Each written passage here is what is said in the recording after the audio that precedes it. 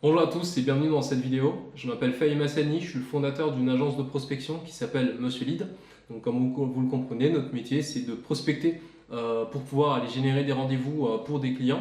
Et donc forcément on passe certains temps avec des secrétaires au téléphone. Et donc je me suis dit de vous faire cette vidéo sur comment faire pour passer le barrage secrétaire. Donc déjà, qu'est-ce qu'on entend par barrage secrétaire?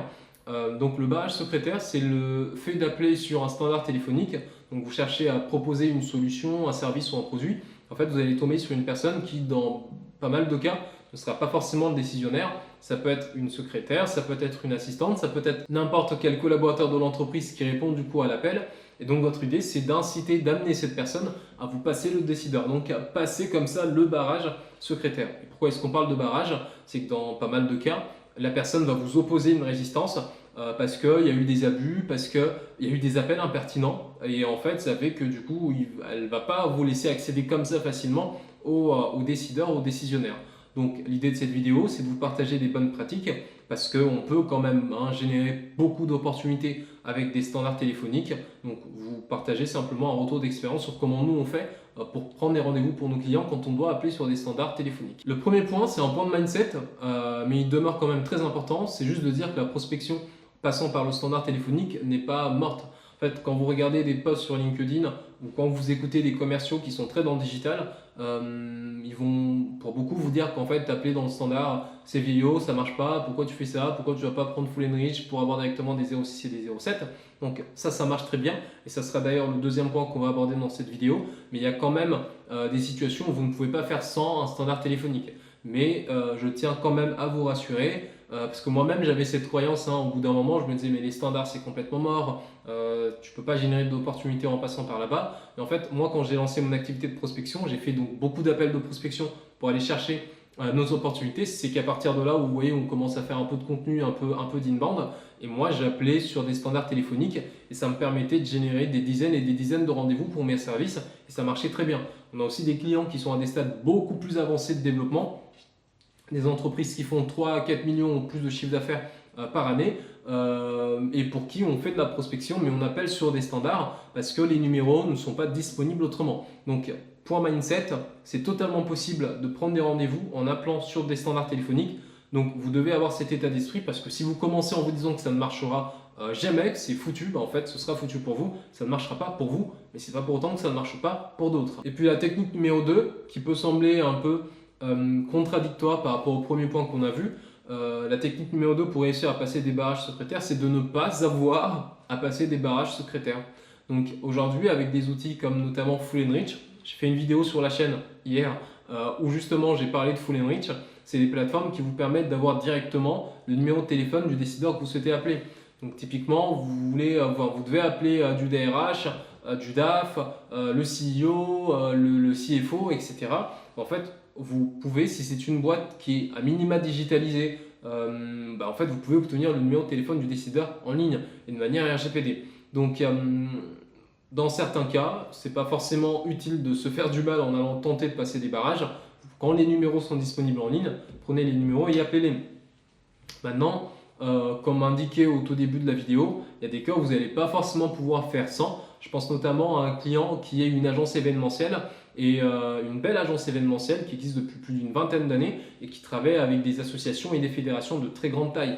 Et pour le coup, en fait, dans son contexte, on ne peut pas appeler sur des lignes directes parce que dans beaucoup de cas, ces entreprises-là n'ont pas forcément... Enfin, en fait, c'est compliqué d'aller obtenir les lignes directes des décideurs dans ces entreprises.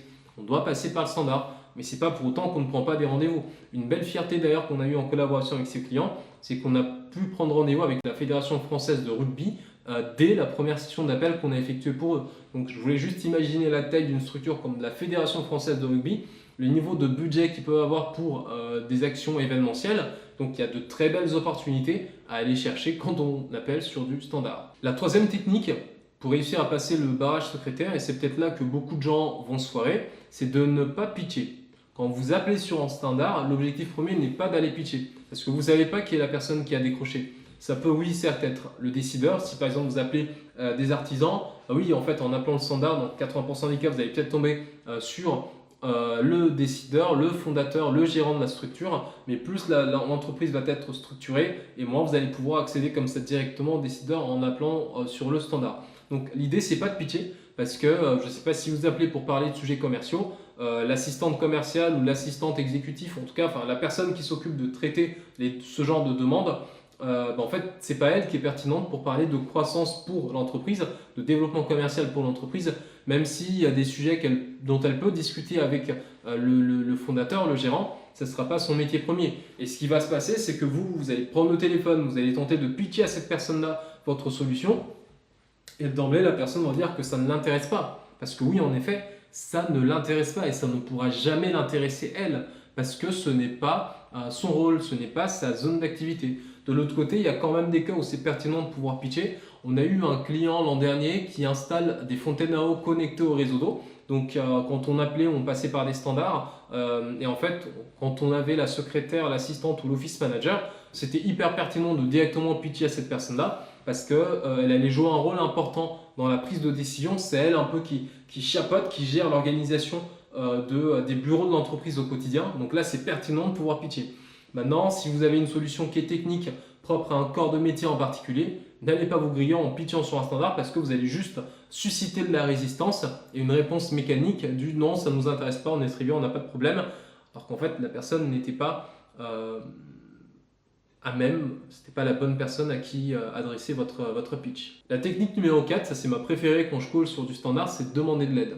Alors je vous donne un exemple, quand je faisais ma prospection sur des standards téléphoniques, ça pouvait être quelque chose du type oui bonjour, je m'appelle Fahim Hassani, je suis un commercial indépendant et je ne sais pas si vous pouvez m'aider, mais en fait je cherche à échanger avec les personnes qui s'occupent de la partie développement commercial au sein de mon entreprise.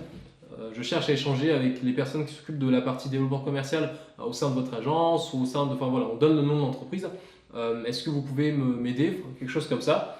En fait, simplement, j'appelle le standard, je ne sais pas sur qui je vais tomber, c'est que mon sujet, c'est un sujet commercial, donc j'ai besoin de discuter avec quelqu'un qui s'occupe de la partie commerciale et je demande à la personne de m'aider. Et si je reste encore dans l'exemple de notre client dans le domaine événementiel, quand on appelle sur des standards pour eux, ce qu'on fait, c'est qu'on demande donc, bonjour, je m'appelle, nom, prénom de la personne, et je souhaitais échanger avec la personne qui s'occupe de tout ce qui dit événementiel ou gestion des congrès. Est-ce que vous pouvez m'aider et m'orienter vers la bonne personne?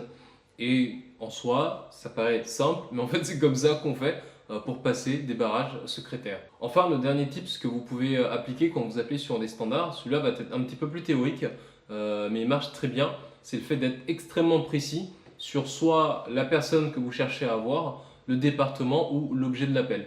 La première fois où j'ai appris cette variante de call, je faisais des appels de prospection pour un établissement d'enseignement qui souhaitait contacter des PME, des ETI dans sa zone géographique pour les inciter à leur verser la taxe d'apprentissage. En fait, c'est une taxe qui est payée annuellement par les entreprises, qui remonte au niveau de l'État, mais les entreprises ont la possibilité de dire en fait, moi je veux que ma taxe elle aille auprès de tel CFA, de tel établissement, et donc l'idée pour eux c'est d'inciter les entreprises à leur verser la taxe d'apprentissage. Donc moi ce que je faisais, j'avais un fichier pour le coup, là on n'était pas sur du 100% call, j'avais un fichier avec les donateurs, les verseurs de l'année précédente, avec notamment aussi le nom de la personne qui s'occupe soit de la comptabilité ou des sujets RH, ou en tout cas une personne qui a travaillé dans le versement de cette taxe d'apprentissage. Donc j'appelle, oui bonjour, je pense sur cette session j'avais pris un nom professionnel, j'allais m'appeler Théo Leclerc ou quelque chose comme ça. Oui bonjour, donc Théo Leclerc de nom d'établissement. Je vous appelle parce qu'en fait vous nous avez versé la taxe d'apprentissage sur l'année en question, d'un montant de numéro, le chiffre du montant en question, et je souhaitais échanger avec la personne qui s'est occupée du dossier. Et là bon pour le coup on avait un fichier déjà préparé, donc c'était pas du 100% cold call. Mais voilà, usage d'informations extrêmement précises. Et pour le coup, quand vous recevez un appel comme ça, c'est compliqué dans votre tête d'associer ça à une démarche purement commerciale et ça met la personne dans une position où elle a envie de vous aider. Donc voilà pour ces techniques sur comment passer le barrage secrétaire. Encore une fois, ça marche. Il faut juste être précis dans ce qu'on fait et ne pas tenter de pitcher alors qu'en fait on appelle sur du standard téléphonique. Et à partir de là, vous pouvez aller booker les rendez-vous avec vos potentiels clients. Si jamais vous souhaitez avoir un aperçu de nos appels de prospection, sachez que dans la description, vous allez avoir un lien qui vous permet d'écouter nos appels, d'accéder à nos appels de manière assez libre. Donc vous allez pouvoir regarder différentes industries sur lesquelles on a travaillé écouter des appels, voir des objections en temps réel. C'est des vrais appels de prospection. Et également, si vous souhaitez déléguer votre prospection, parce que là, vous n'êtes pas à l'aise dans l'exercice, malgré cette vidéo, vous n'avez pas forcément envie d'aller vous coltiner des standards et voir comment traiter des objections, en fait, vous pouvez déléguer ça. Il y a des personnes pour qui c'est le métier. Chez Monsieur Lead, on a des commerciaux seniors qui ont pour habitude d'appeler pour des entreprises en externe afin d'aller leur booker des rendez-vous qualifiés. Donc, booker un meeting avec nous en cliquant dans la description. Et puis, on va se retrouver pour discuter de votre prospection et voir comment est-ce qu'on peut faire concrètement pour vous accompagner. Merci.